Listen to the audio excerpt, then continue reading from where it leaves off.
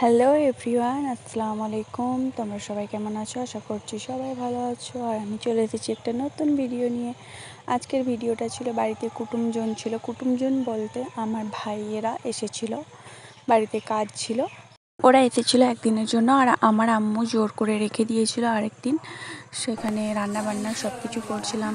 এই যে আমি চিকেনটা রান্না করছি, আমার এক মহা হ্যালো বদমাইশ ভাই, গাইস, সে আমার না রান্না খেয়ে হয়েছে রিভিউ দিচ্ছে, শোনো ওর কথা। ঝালে বিষ। এক চড় মারবো, ভালো রান্না হয়েছে, টেস্টি।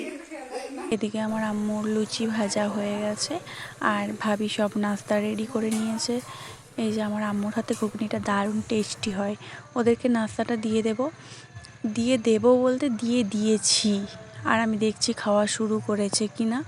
আর এই যে খাওয়ার সামনে রেখে সব আগে গেম, ফ্রি ফায়ার লাভার ওরা সবাই।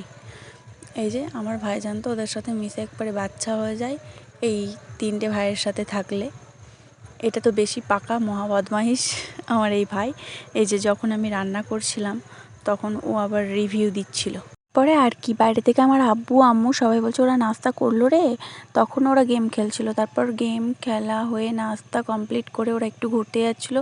ঘুরে এসে আবার লাঞ্চ কমপ্লিট করে সবাই একে একে বাড়ি চলে গেল। মন খারাপ হয়ে গেছিলো কালকে। ওরা চলে যাওয়ার পর আমরা দুপুরের খাবারটা সেরে নিয়েছিলাম।